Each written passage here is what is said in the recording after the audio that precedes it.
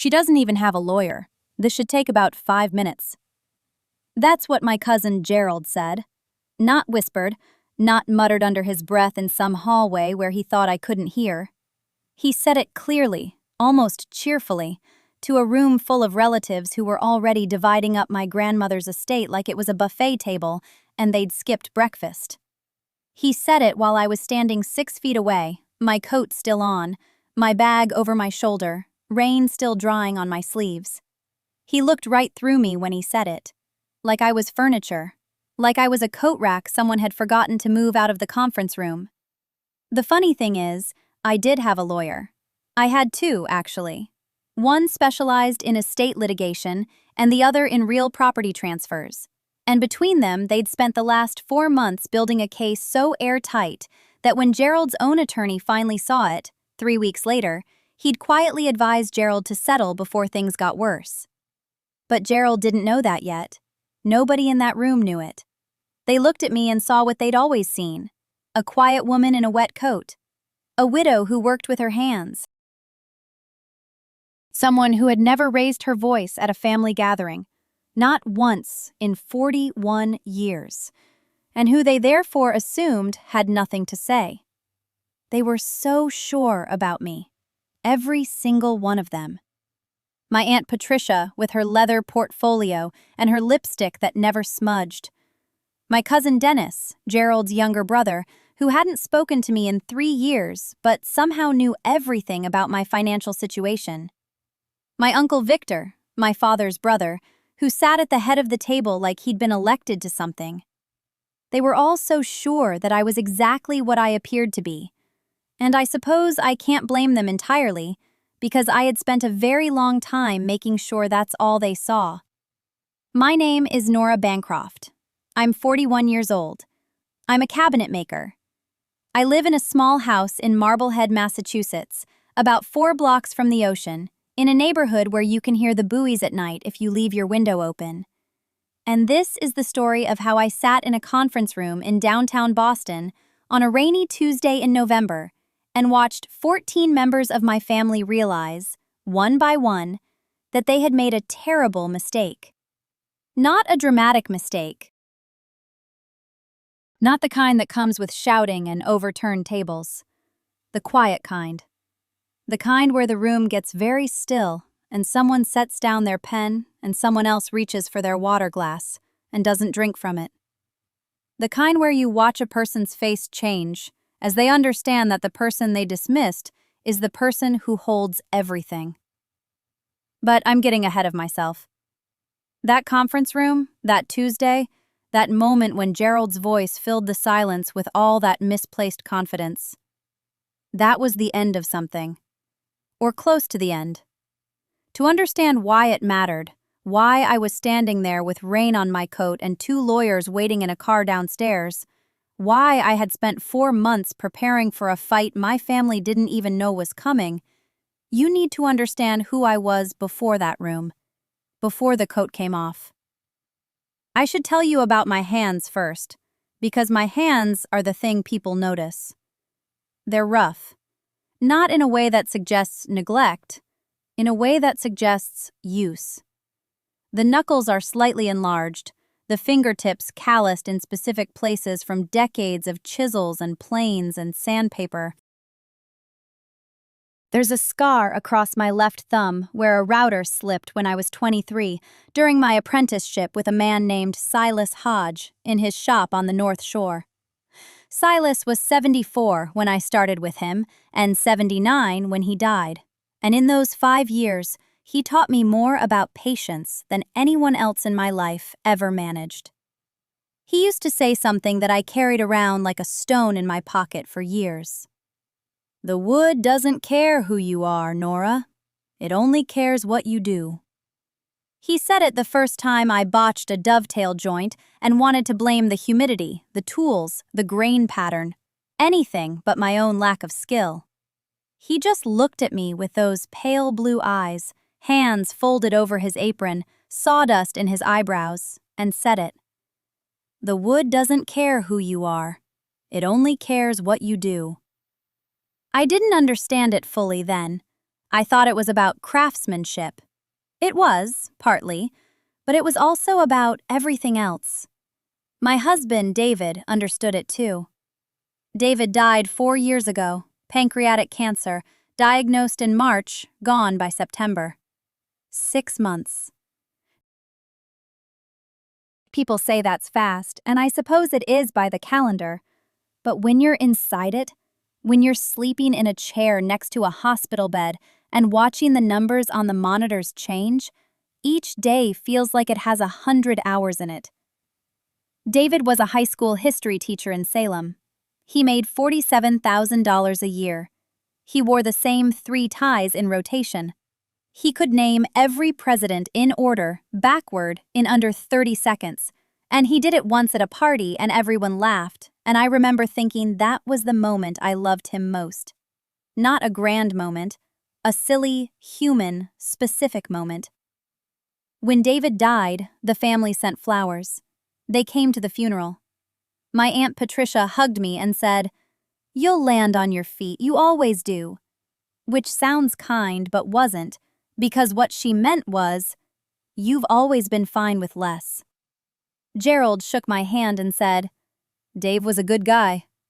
Even though he'd called David the teacher behind his back for 15 years, the way you'd say, the plumber or the bus driver, with that thin smile that lets you know the word is doing double duty. After the funeral, the calls stopped. Not all at once. They tapered. A check-in here, a text there, then nothing. I went back to my shop. I built cabinets. I refinished a staircase for a house in Manchester by the Sea. I replaced the transom windows in a church in Gloucester. I kept going. Not because I was brave, because the wood doesn't care who you are. And then, 14 months ago, my grandmother died. My name is Ruth Chandler, and I am 53 years old. I'm a Finnish carpenter and cabinet maker in Essex, Massachusetts, a town so small that people from Boston think you're making it up when you mention it. I run a one-woman shop out of a converted barn on my property, the barn David and I bought together in 2004 when nobody wanted waterfront parcels that came with rotting foundations and a septic system older than the Constitution. We wanted it. We saw what it could be. David taught 7th grade history at the middle school in Ipswich, and I built things with my hands. And between the two of us, we had more ambition than money, but exactly enough of both to be dangerous. I should tell you about the hands because they matter later. My hands are not what people expect from a woman my age, or any woman at all if I'm being honest about the way people look at me. My knuckles are wide. The pad of my right thumb is permanently flattened from years of pushing a block plane. I have a scar across the back of my left hand from a chisel that slipped when I was 26, a clean white line that runs from the base of my index finger to my wrist, like someone drew it there with a silver pen. When I shake someone's hand, they feel the calluses. Some people pull back. Some people squeeze harder, like they're testing something. Gerald always did the squeeze. David used to hold my hands in both of his and run his thumbs over the rough spots the way you'd touch something you admired.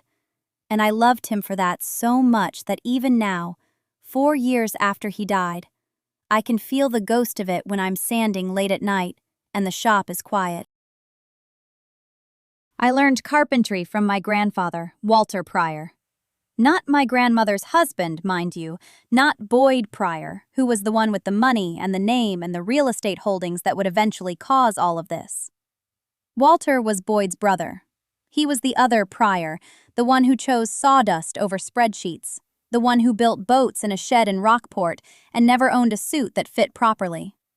Walter took me in during the summers when my mother, who was Boyd and Walter's niece by marriage, didn't know what to do with a girl who wouldn't sit still and didn't care about dresses. I was 8 the first time he put a coping saw in my hand. I was 10 when I made my first dovetail joint, ugly and gapped, and he held it up to the window light and said the thing I have carried with me for 43 years. He said, "Ruthie, the joint tells the truth about the carpenter. You can paint over it. You can hide it inside a drawer where nobody looks, but the joint knows, and you know. So make the joint right. Walter died when I was 19, a stroke in his shop, alone, surrounded by half-finished transoms and the smell of cedar. They found him on the floor with a marking gauge still in his hand. I think about that sometimes. I think about what it means to die holding the tool you loved. I think it means you were doing the thing you were supposed to be doing. After Walter, I apprenticed with a man named Sal De Felice in Beverly, who specialized in historical restoration. Sal taught me how to read a building the way a doctor reads a body, how to find the rot behind plaster, how to match century-old molding profiles by hand, because the machines can't do it right, and anyone who tells you otherwise is selling you something. I worked for Sal for 6 years. Then I went out on my own. I won't pretend the early years were easy. A woman Finnish carpenter in the North Shore trades in the late 90s was about as welcome as a bee at a picnic. Contractors would call me for a bid, see me show up, and suddenly the job was filled. Others would hire me and then stand over my shoulder waiting for me to make a mistake. I made mistakes. Everyone does. But mine were examined under a microscope, while the guys on the next crew could hang a door crooked and get a beer afterward. I kept going. I got good. Then I got better than good. I got a reputation, and eventually, the reputation became louder than the surprise on people's faces. By 2010, I had a 2-year waiting list.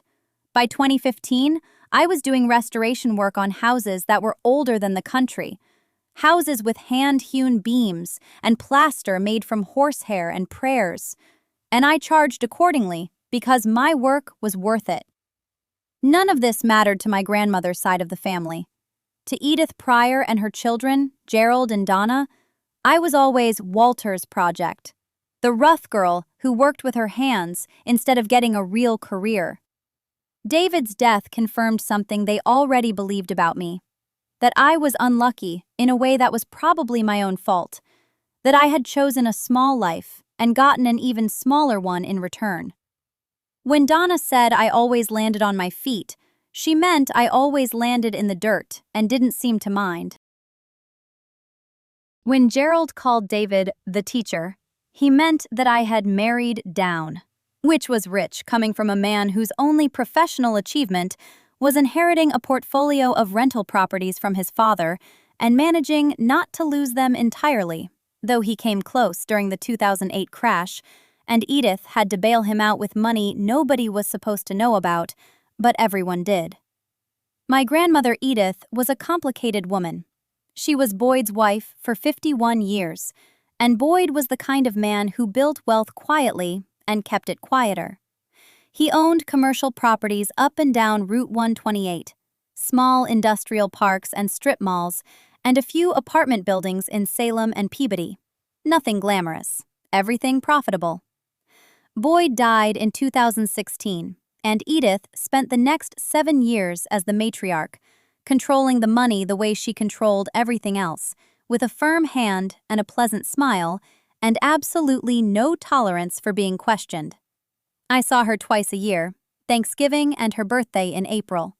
She was polite to me the way you are polite to a contractor who comes to fix your sink. She offered me coffee. She asked about my work using the word hobby. She never once came to my shop. But here is what nobody in that family knew, and what I didn't fully understand myself until the lawyer called me 6 days after Edith's funeral. Edith and I had been writing letters to each other for 11 years. The letters started in 2012, 3 months after Robert died. I was sitting in the shop on a Tuesday afternoon. No customers, just me and a half-finished walnut dresser and the smell of linseed oil. And the mail carrier brought in a cream-colored envelope with no return address. The handwriting was precise, old-fashioned, the kind you learn from nuns. Inside was a single sheet of heavy stationery. It said, "Dear Claire, I understand you are alone now. I have been alone for most of my life, even when Boyd was sitting across the table. I thought you should know that someone notices. She signed it Edith Aldrich Whitmore. No closing, no sincerely, no warmly. Just her name, like a stamp pressed into wax. I did not know what to do with it. I read it 4 times. Then I put it in the top drawer of my workbench under a tin of brass tacks, and I left it there for 2 weeks. I almost threw it away. But something about that line, "someone notices," kept pulling at me, like a thread caught on a nail. So I wrote back. I told her about the dresser I was restoring, about how the original owner had carved his daughter's initials inside the bottom drawer where nobody would ever see them, and how I found them under 60 years of grime. I told her that some things survive by being hidden. She wrote back within a week. That was how it went. 1 letter a month, sometimes 2. Never email, never a phone call. She wrote about Boyd, about how he had been a decent man who never once asked her what she was thinking. She wrote about her garden, the roses she kept along the south side of the house on Chestnut Street. She wrote about her children with a kind of clinical clarity that made my chest ache. "Gregory believes he is owed the world because he was born into it," she wrote in 2014. "Margaret performs kindness the way an actress performs Shakespeare. Technically precise, emotionally vacant." She described Kenneth as the most dangerous of the 3 because he genuinely believes he is a good person. I never showed anyone those letters, not even Dot. I kept them in a fireproof lockbox I bolted to the floor of my closet, the same box where I kept Robert's discharge papers and his Bronze Star citation and the deed to the shop. I did not fully understand why Edith was writing to me. I think part of it was loneliness, and part of it was strategy, and part of it was something she never had with her own children: the freedom of being honest with someone who expected nothing from her. But the family saw none of this. To Gregory, Margaret, and Kenneth, I was the widow their cousin had inexplicably married, a woman who worked with her hands, who drove a 12-year-old truck, who showed up to Thanksgiving in clean jeans and a sweater that was not from the right store. The pattern of disrespect did not begin all at once. It accumulated the way water damage accumulates in an old house, slowly, quietly, until the structure is compromised and nobody can remember when the leak started. The first time was Thanksgiving 2013, the year after the letters began. The family gathered at Edith's house on Chestnut Street, 14 people around a long mahogany table. I brought a pie, sour cherry with a lattice crust, the recipe Grandpa Hank taught me when I was 11.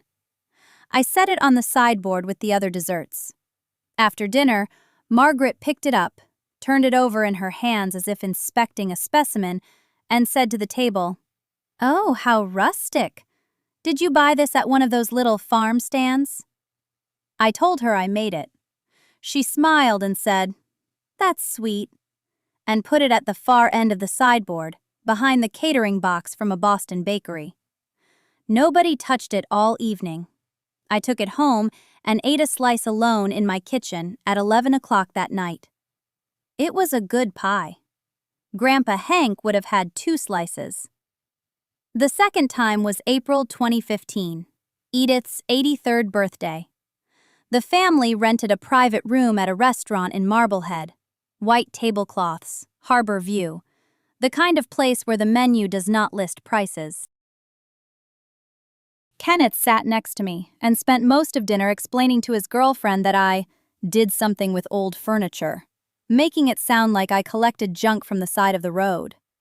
When I mentioned that I had just completed a commission for the Peabody Essex Museum, restoring a Federal period secretary desk from 1804, he nodded and said, "Sure, but that's more of a hobby thing, right? Not like a real business." His girlfriend looked embarrassed for me. I said nothing. Under the table, I pressed my thumbnail into the side of my index finger, hard enough to leave a mark that lasted 2 days. The third time was the worst. Boyd's funeral, January 2016. The service was at First Church in Salem, Old stone, high ceilings, the kind of cold that lives in the walls. Afterward, there was a reception at the house. I was standing near the kitchen, holding a cup of coffee I did not want, when Gregory walked over with two men I did not recognize. He introduced them as business associates, then gestured toward me and said, "This is Claire. She was married to our cousin Robert. He passed a few years ago. She's sort of, I don't know, the charity case of the family." He laughed. The men laughed because he laughed. I stood there holding that cup of coffee, and I felt the heat of it through the ceramic, and I thought about throwing it. I thought about how the brown liquid would look against his white shirt, how the room would go silent, how satisfying it would be for exactly 3 seconds before it became something I could never take back. So I did not throw it. I said, "Nice to meet you," and I walked away, and I drove home, and I sat in my truck in the driveway for 40 minutes with the engine running and my forehead against the steering wheel. That night I wrote to Edith. I did not tell her what Gregory said. I wrote about the church, how the light came through the windows, how the minister had read from Ecclesiastes. She wrote back 5 days later. Her letter said, "I know what Gregory said to you at the reception. Dorothy Baines told me. I am sorry for what my son is. I am not sorry for what you are." I read that line so many times the paper softened along the fold. The fourth time was not a single incident, but a pattern that revealed itself at Thanksgiving 2017. Margaret brought her new husband, a man named Philip, who worked in venture capital and spoke exclusively in certainties. At one point, the conversation turned to real estate, and someone mentioned that property values in downtown Salem were climbing. I said that I had noticed because I owned my building outright. The table went quiet for a moment. Then Kenneth said, "Well, Robert must have left you something, I guess." Not congratulations, not interest, just the assumption that anything I had must have been given to me by a man who was already dead. I looked at Edith across the table. She was watching me with those pale blue eyes. She did not say a word, but she gave me a nod so slight that no one else could have seen it. It was the nod of someone who was keeping count. That nod stayed with me through the winter, through the short gray days when Salem turned inward and the harbor fog rolled up Essex Street until you could not see the old courthouse from the Peabody Essex Museum steps. I kept working. I kept filing returns for fishermen and restaurant owners and the quiet millionaires who lived in the old federal houses on Chestnut Street and did not want anyone to know how much they were worth. I kept my head down and my mouth closed, and I let the family believe whatever they wanted to believe about me. But something had shifted. Not in them, in me. It happened on a Tuesday in February 2018. The kind of day when the wind comes off the water so cold it burns your lungs. I had closed the office early because a pipe had frozen in the building next door, and the water company needed access through my basement. I was sitting in my kitchen with a cup of tea, watching the radiator tick, when my phone rang. It was Edith. She never called. In 23 years of knowing her, I could count on one hand the number of times she had picked up the phone to reach me directly. She always went through Kenneth, or through Margaret, or she simply showed up, which was her preferred method of communication because it gave you no time to prepare. But that day she called. Her voice was thin, not weak. Edith was never weak, but thin, like a wire pulled too tight. She said, "Claire, I need you to come to the house." I said, "When?" She said, "Now." So I went. I drove the 40 minutes to Marblehead in the failing light, with the heater blasting and my hands tight on the wheel. When I arrived, the house was dark, except for one lamp in the front parlor. Edith was sitting in the chair by the window, the one with the needlepoint cushion she had made herself in 1974. She was holding an envelope. She did not stand up when I came in. She just looked at me and said, "Sit down." I sat. She told me she had been to the doctor that morning. Pancreatic cancer. Stage 3. The kind that does not negotiate. She told me calmly, as though she were reading a weather forecast for a county she did not live in. She said the doctor had given her 8 to 14 months, and that she intended to use them precisely. Then she set the envelope on the side table between us and said, "I have been watching you for a long time, Claire." I did not know what to say, so I said nothing. "You are the only one in this family who has ever built something without asking someone else to hand it to them," she said. Kenneth inherited his position. Margaret married hers. David is still waiting for someone to tell him what to do with his life. But you took what Robert left, which was not much, and you made it into something. Quietly, without making a fuss. Do you know how rare that is? I felt something tighten behind my eyes. I did not let it go further than that. She pushed the envelope toward me. "I have already spoken to my attorney, Arthur Kessler on State Street in Boston. You know the firm." I did. Everyone in Massachusetts tax law knew Kessler, Brandt and Associates. They handled trusts for families whose money was older than the Republic. "I am restructuring my estate," Edith said. "And I am telling you now, before I tell anyone else, because you are the one who will need to be ready." She did not tell me the details that night. She told me only that she was changing her will and that I would understand why when the time came. She told me to keep working. She told me to say nothing. And then she said something I have carried in my chest every day since. She said, "My grandmother used to say that silence is not the same as patience. Patience is waiting for something to happen. Silence is letting people forget you are in the room, so that when you finally speak, they have no choice but to listen." She looked at me with those pale blue eyes, and for the first time I saw something in them that I recognized. It was the look of a woman who had spent her entire life being underestimated by the people she had raised, who had watched her children and their spouses perform confidence they did not earn while she sat in her chair and kept count. She had been keeping count for decades, and now she was settling the ledger. I drove home that night on Route 114, with the dark Atlantic somewhere off to my right and the taste of Edith's tea still on my tongue. Earl Grey with a little honey. The same thing she had served me the first time I ever sat in that parlor, 24 years old and terrified. Robert's hand on my knee under the table. I pulled into my driveway in Salem and sat in the car for a long time with the engine running. I did not cry. I wanted to, but Edith had not cried when she told me she was dying, and I felt that I owed her at least that much composure. The next morning, I called Arthur Kessler's office and made an appointment.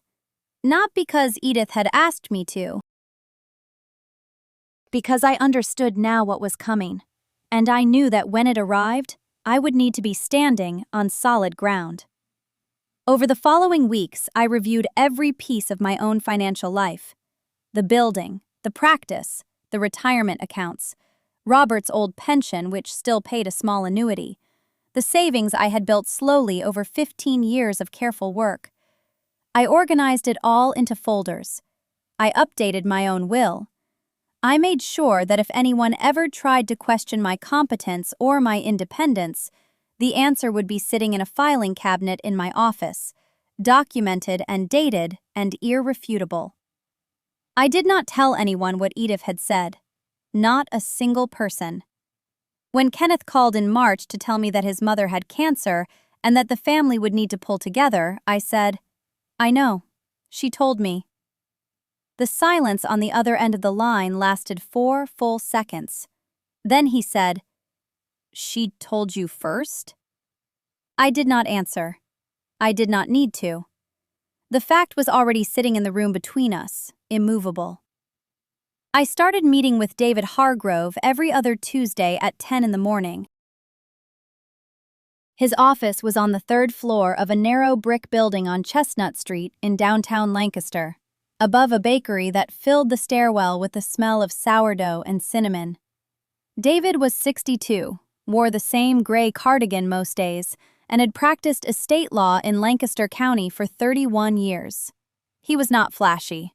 He was not expensive. He was precise, and he listened without interrupting. And when I told him what I suspected was coming, he folded his hands on his desk and said, "Then let's make sure you're ready for it." I had found David through a referral from my supervisor at the Department of Revenue. She did not ask why I needed an estate attorney. She just wrote down the name and slid it across her desk and said, "He's good. He won't waste your time." That was enough. Over the next 4 months, David and I built a case file that no one in the Mitchell family knew existed. It was not aggressive. It was not hostile. It was simply complete. Every document Edith had ever signed regarding the Lidditz property. The original deed from 1974, when Edith and Harold purchased it together. The updated deed from 2003, after Harold's death, when Edith transferred the property into her revocable trust. The trust amendment from 2011, which no one in the family had ever seen because Edith had done it quietly, with her own attorney, and had told only me about it 3 months before she was diagnosed. That amendment named me as successor trustee. Not Kenneth, not Diane, not any of the Mitchell children. Me, Margaret Ashworth, the quiet daughter-in-law who had been married to their dead brother for 11 years, and who had, in their estimation, no standing in the family at all. David reviewed the amendment 3 times. He contacted Edith's attorney, a woman named Carolyn Pratt in Ephrata, and confirmed its validity. Carolyn told him that Edith had been clear-headed, deliberate, and specific. She had said, "Margaret is the only one who will do this fairly." Carolyn had noted those words in her file. She remembered them because Edith had repeated them twice. I did not feel triumphant when I learned this. I felt the weight of it settle across my shoulders like a winter coat. Being named successor trustee was not a gift, it was a responsibility. It meant that when Edith died, I would be the one responsible for distributing her assets according to her wishes. It meant I would be the one standing between her intentions and her children's expectations. And I knew, with the certainty of someone who had watched this family operate for nearly 2 decades, that those 2 things were not the same. Edith's trust specified that the Lidditz property was to be sold and the proceeds divided equally among all 5 of her children, including Robert's share, which would pass to me as his surviving spouse. Equal fifths. Clean. Simple. Except that Kenneth had been telling everyone for years that the house was essentially his. He had been storing equipment in the barn. He had been parking his truck in the driveway on weekends. He had once, at Thanksgiving, referred to it as "my place out in Lidditz," while Edith sat 3 chairs away, saying nothing, her fork paused halfway to her mouth. During those months of preparation, I continued to show up. I drove to Edith's house in Mannheim every Saturday. I brought groceries. I sat with her while the home health aide changed her bedding. I held her hand when the pain was bad, which was increasingly often. She had a way of squeezing my fingers 3 times in a row, quick, like a pulse, and I learned that it meant she wanted me to stay, but did not want to talk. So I would sit in the chair beside her bed and read, or sometimes just watch the light move across the wall of her bedroom as the afternoon passed. Kenneth visited twice in 4 months. Diane called on Sundays but kept the conversations under 5 minutes. The other siblings were scattered. One in Arizona, one in North Carolina, one who had stopped speaking to the family entirely after a dispute about their father's tools in 2009. None of them came to sit in that bedroom. None of them smelled the lavender lotion the aide rubbed into Edith's hands, or heard the sound of her breathing change when the medication started to wear off. I kept every receipt, every mileage log, every note from the aide. Not because David told me to, though he did, because I knew that when the time came, Someone would say I had manipulated her. Someone would say I had taken advantage of a dying woman, and I wanted the record to show exactly what I had done and what I had not done. I wanted it to be so thorough, so ordinary, so full of grocery lists and pharmacy runs and Tuesday morning coffees at that bakery below David's office, that anyone reading it would see exactly what it was. A woman taking care of another woman. Nothing more, nothing less. In July, Kenneth called me to say he was thinking about getting the barn roof repaired. He said it casually, as though the property were already his to maintain. I said, "You should talk to your mother about that." He laughed, actually laughed.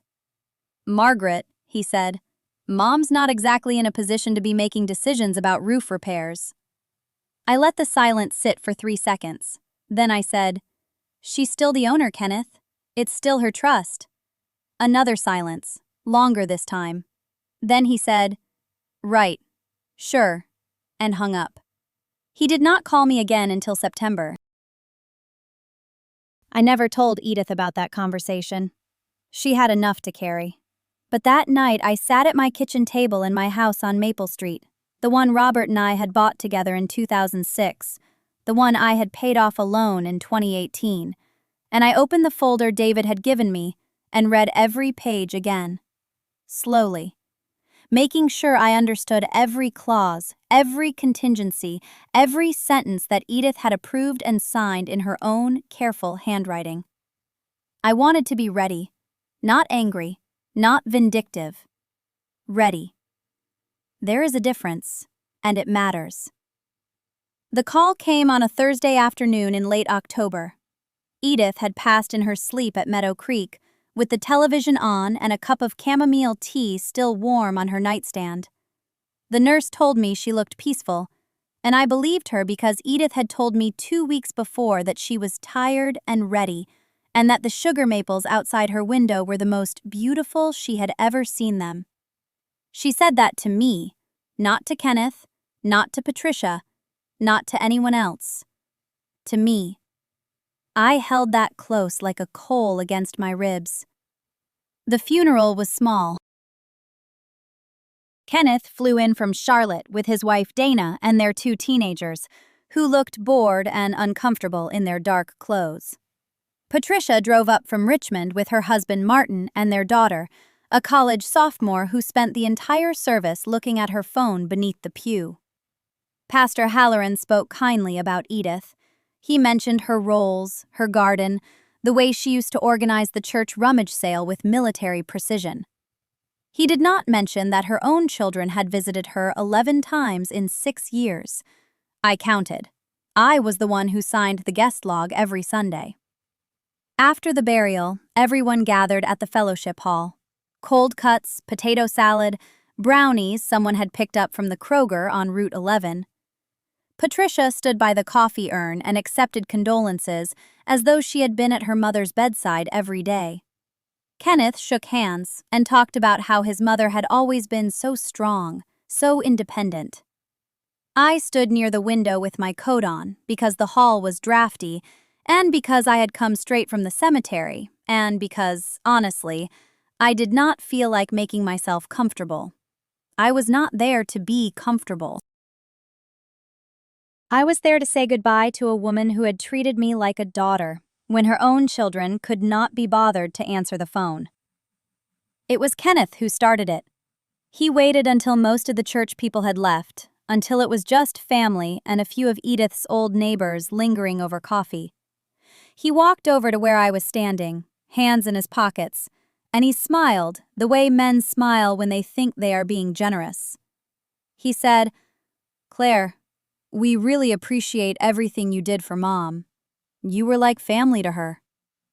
He paused, and I knew what was coming the way you know rain is coming when the air changes. "We're going to be handling the estate now, of course. Patricia and I have already talked to a lawyer in Richmond, and we'll be sorting through the house this weekend. If there's anything sentimental you'd like, a photo or a piece of jewelry, we'd be happy to set it aside for you." Patricia appeared beside him.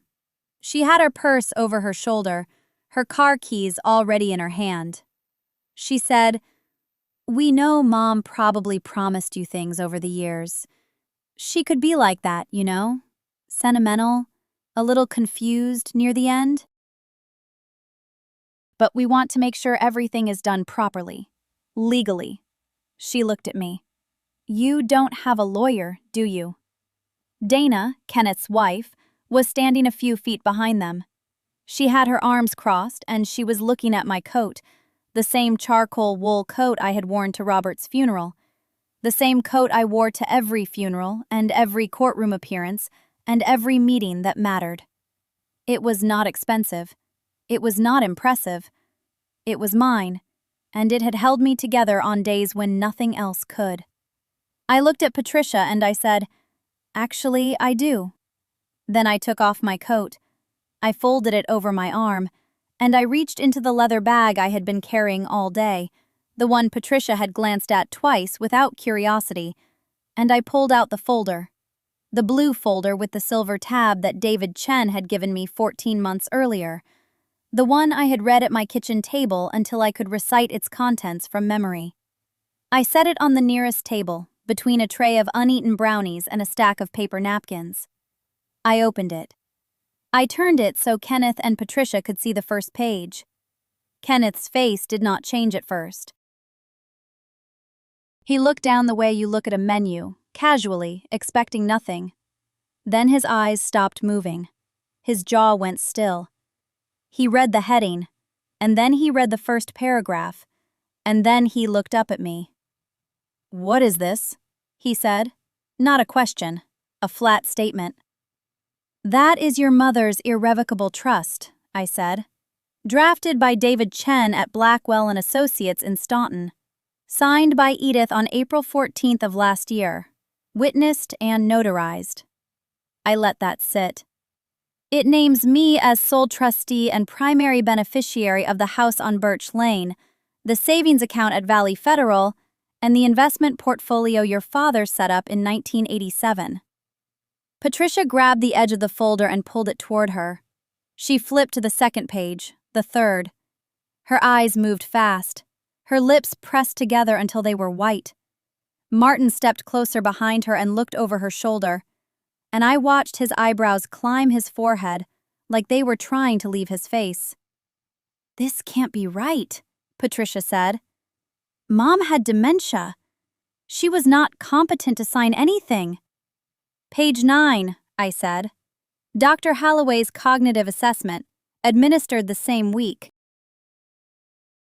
She scored a 28 out of 30 on the Montreal test. She was sharp. She knew exactly what she was doing. Kenneth reached for his phone. His hand was shaking just slightly, the way a hand shakes when adrenaline hits before the brain catches up. Dana put her hand on his arm. He pulled away from her.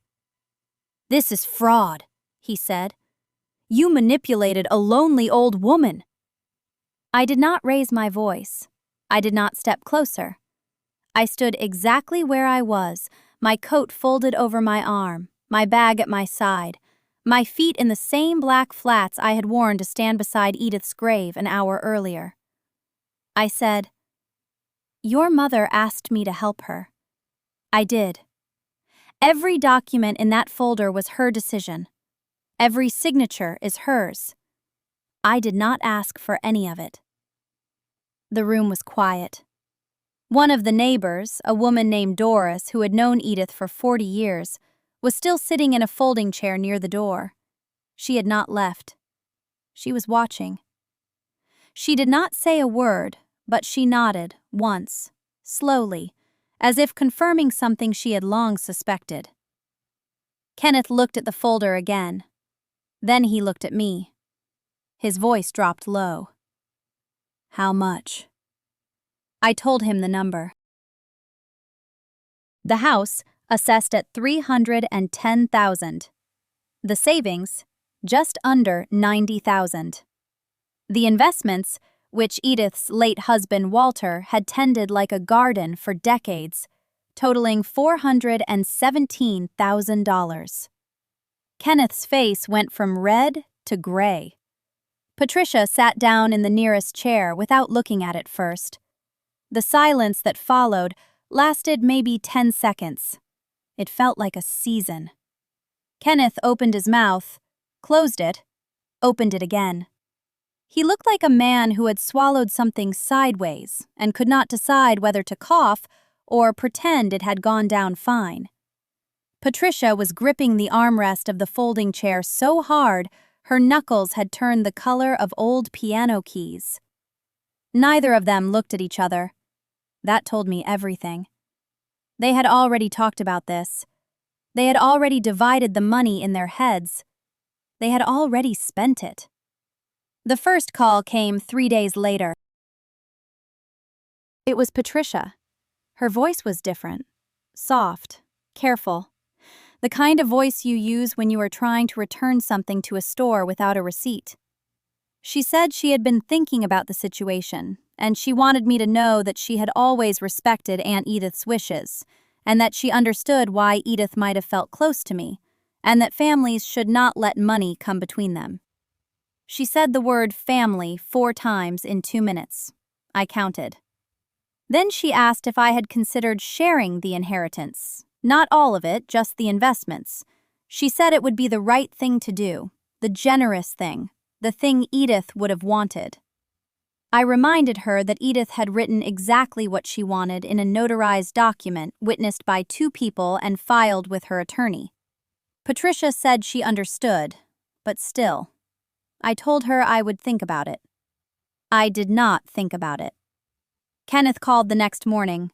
He did not bother with softness. He said the will could be contested. He said there were grounds. He said Edith had not been of sound mind in her final years, and that I had exerted undue influence over her. He said he had already spoken to a lawyer in Harrisburg who told him he had a case. I let him finish. Then I said, Kenneth, the will was drafted in 2019. Edith did not begin showing any cognitive decline until late 2022, and even then her doctor documented that she remained legally competent through January of this year. The witnesses to the will are a retired district judge and a notary public who has been practicing for 31 years. Your lawyer in Harrisburg can call my lawyer in Lancaster if he wants to discuss it. He hung up. 2 weeks passed. I kept going to work. I kept picking up groceries on Thursdays and doing laundry on Sundays and feeding the cat that Edith had left behind, a fat orange tabby named Colonel who wanted nothing from the world except tuna and a warm spot by the baseboard heater. I kept living. That is what you do. Then the letters started. Not from Kenneth or Patricia directly, from cousins, from people I had not heard from in years, from Edith's side, from my mother's side, from connections so distant I had to look them up to remember how we were related. The letters were all slightly different and all exactly the same. They said they had heard about the inheritance. They said they were sure I was a good person. They said Edith had been like a mother to them too, or like a grandmother, or like a favorite aunt, and they wondered if I might consider their situation. One cousin named Dale, who lived outside of Reading and whom I had last seen at a funeral in 2011, sent a 3-page letter explaining his mortgage difficulties and his daughter's college tuition. He included a photograph of the daughter. She was smiling and holding a lacrosse stick. I did not respond to any of the letters. The family split along a line I had not expected. It was not Kenneth and Patricia against me with everyone else watching. It was messier than that. Kenneth and Patricia had their own grudges with each other, debts and slights going back decades that had nothing to do with me. Once the inheritance became public knowledge within the family, those old wounds cracked open like ice on a spring pond. Kenneth's wife, Linda, called Patricia a parasite at a family barbecue in July. Patricia's son, Tyler, posted something on social media about greedy relatives that was vague enough to deny and specific enough to wound. People chose sides, switched sides, invented new sides. I was not part of any of it. I was just the woman holding the money, And for some of them, that made me the villain, and for others, it made me the person they wanted to be closest to. One person did something different. Kenneth's daughter, my second cousin Megan, drove down from Allentown on a Saturday in August without calling first. She knocked on my door at 9 in the morning. She was 27, thin, serious, with her father's jaw and her mother's careful eyes. She was holding a small cardboard box. She said she had found it in her father's garage while helping him clean out some old things. It was full of letters. Letters from Edith to my mother, dating back to the 1980s. Letters my mother had apparently given to Kenneth's family for safekeeping during one of her moves, and which had never been returned. Megan said she had read a few of them and felt that they belonged with me. I opened the box that evening after she left. The letters were written in Edith's careful, slanted hand on cream-colored stationery. They were full of ordinary things: recipes, weather reports, complaints about the cost of heating oil. And in between the ordinary things, sentences that stopped me cold. One letter from 1987 said, "Your girl has something in her that reminds me of Walter. She listens before she speaks. That is rarer than people think." Another, from 1994, said, "I worry that she carries too much quietly. But I also know that the quiet ones are the ones who last." I sat at my kitchen table with those letters spread out in front of me, and I did not cry. I had promised myself that I would not cry about this, not where anyone could see, and not where anyone could hear. But Colonel jumped up on the table and sat on one of the letters and looked at me with his flat orange face, and something in my chest unlocked, and I put my head down on my arms, and I wept. Not for long, maybe 5 minutes. The kitchen was dark. The street outside was quiet. Nobody saw. Nobody heard. The next week, I called Megan and thanked her. She said she was sorry about her father. She said she wanted me to know that not everyone in the family felt the way he did. I told her I knew that. She asked if there was anything she could do. I said no. Then I said, actually, yes. I asked her to have coffee with me sometime. She said she would like that. That coffee happened on a Tuesday in late March. We met at a place on Vine Street near the old post office, one of those shops with mismatched chairs and chalkboard menus where nobody looks at you twice. Megan arrived early. I could see her through the window before I went in, sitting at a corner table with her hands wrapped around a mug, and for a moment I almost turned around, because the shape of her jaw was so much like Richard's that my stomach dropped. But she looked up and saw me and smiled, and the resemblance dissolved into something gentler, something that belonged only to her. We talked for 2 hours. She told me things about the family that I had suspected but never confirmed. That Gerald had been borrowing against the Westport property since 2019.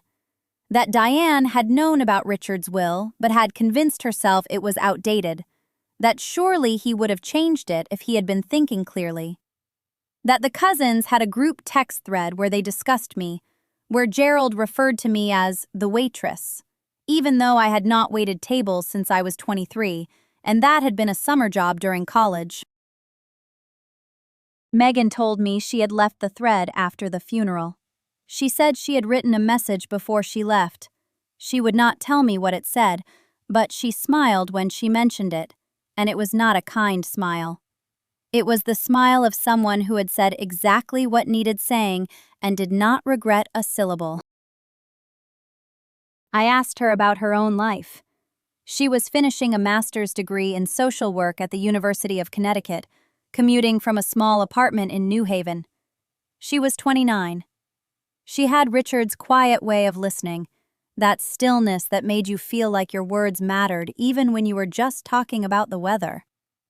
She told me her grandfather, Richard's father, had once said something to her when she was 12 that she never forgot. He said that wealth is not what you have, it is what you do when someone who has nothing asks you for help. She said she had been trying to live up to that ever since, and mostly failing, but trying. I thought about Grandpa Kazimierz then. I thought about him standing in the kitchen on Mott Street with flour on his hands, telling me that silence is not weakness, that the people who talk the loudest are usually the ones with the least to say. He died believing I would be fine. He was right, but he was also wrong, because being fine is not the same as being whole. And for a long time after Richard died, I was fine without being whole. I functioned. I fed Colonel. I paid the bills. I walked 3 miles every morning along the shore path and came home and showered and sat at the kitchen table and did whatever needed doing. But there was a hollow place behind my sternum that did not fill, and I learned to live around it the way you learn to walk with a bad knee. You adjust. You compensate. You stop noticing the limp until someone points it out. What I did not expect was that the hollow place would begin to close not because of the court victory, not because of the money, not because Gerald's face went white in that courtroom. It began to close because of small, ordinary things. Coffee with Megan on Tuesdays. A phone call from Margaret Chen saying she had read about the case and was proud of me and asking if I wanted to join her book club. The morning I found a cardinal sitting on the porch railing, staring at me through the glass, like it had something important to communicate. I stood there with my coffee getting cold and stared back, and neither of us blinked for what felt like a full minute. And when it flew away, I laughed out loud for the first time in months, and the sound startled me because I had forgotten what my own laughter sounded like. I think about what Grandpa Kazimierz would say if he could see me now. I think he would be pleased, but not surprised. He expected endurance from me because he had endured worse, and he knew the gene passed down. He survived the crossing from Gdansk in 1951 with $40 and a photograph of his mother, and a vocabulary of 11 English words.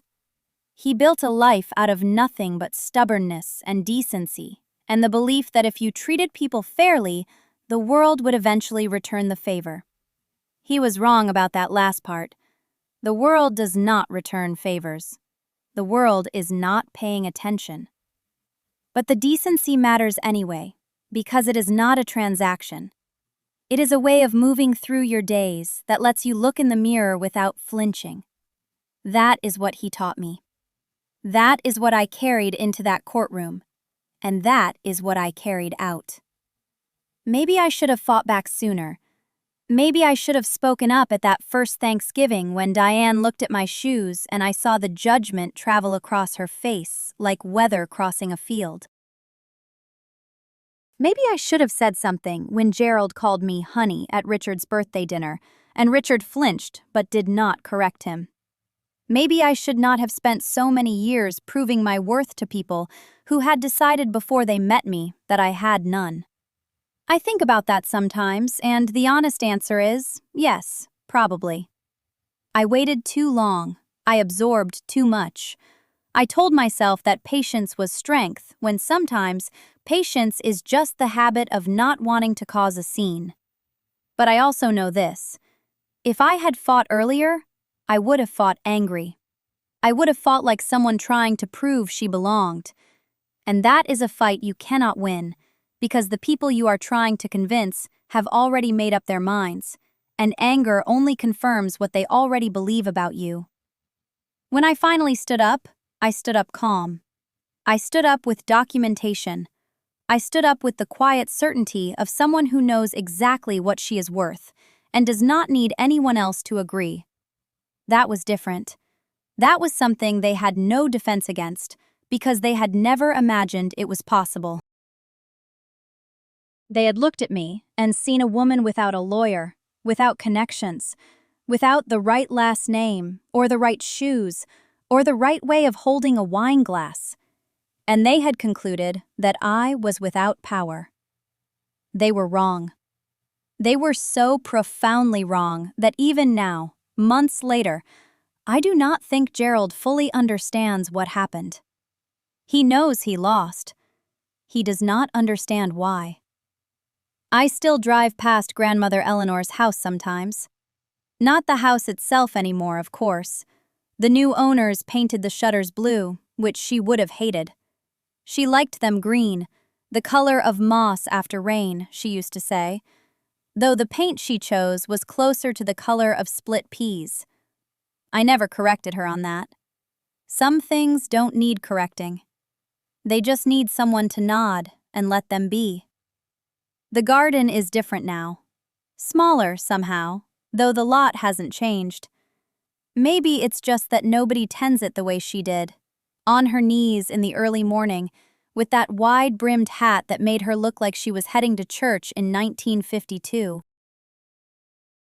She would pull weeds with her bare hands, no gloves, and when I asked her why she never wore gloves, she told me that you can't feel what's wrong with the soil through rubber.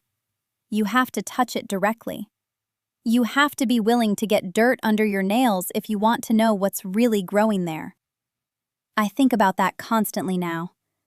I think about it when I sit at my desk at the firm and a client hands me a folder full of someone else's lies.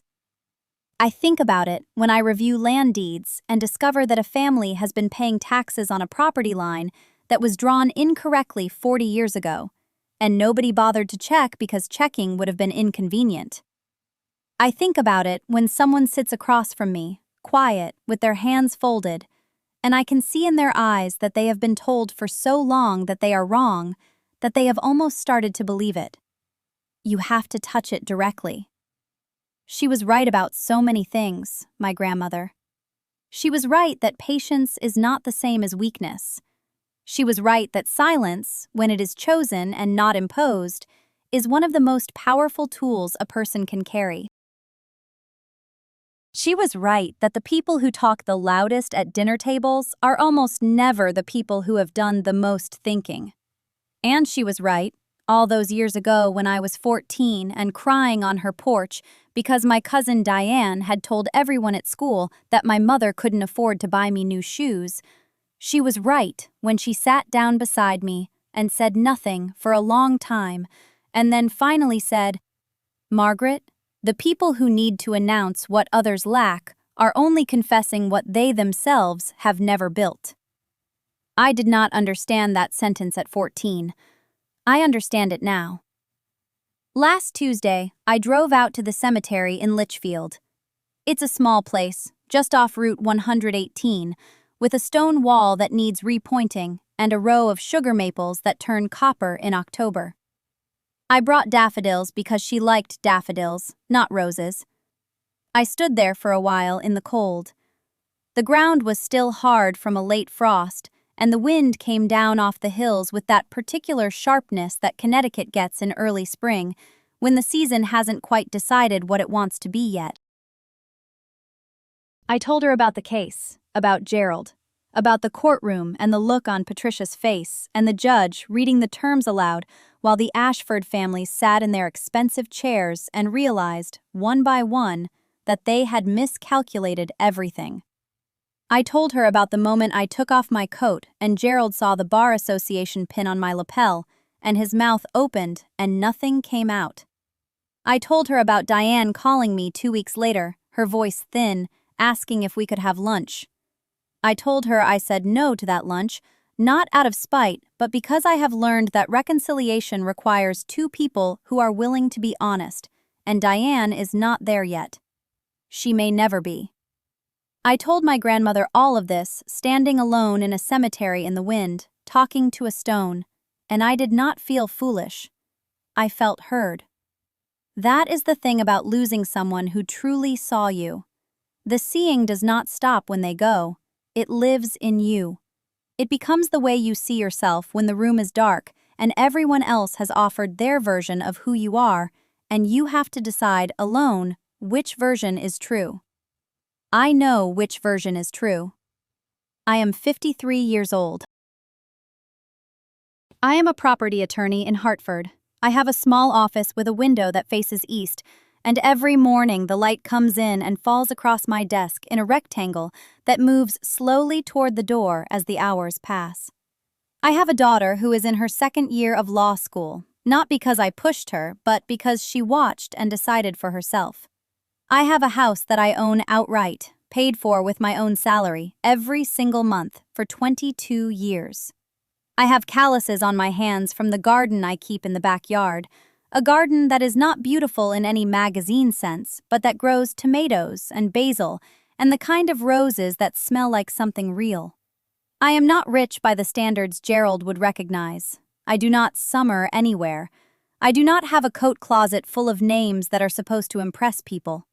But I have something that no one in that family ever managed to accumulate despite all their money and all their certainty and all their loud, confident opinions delivered over prime rib at holiday dinners.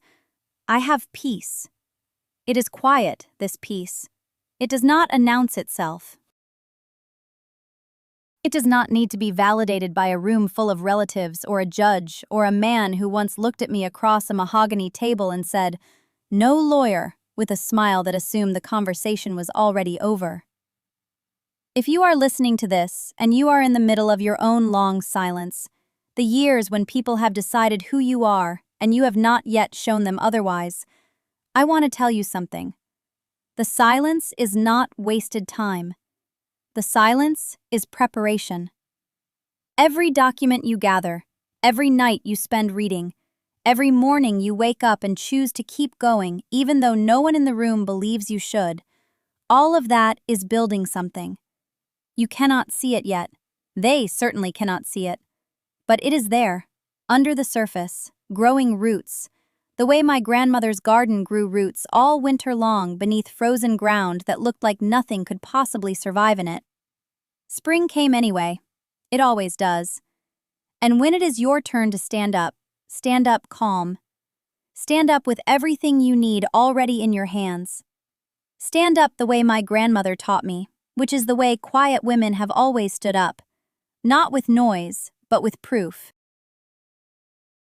Not with anger, but with the kind of certainty that does not need permission. Take off your coat. Let them see.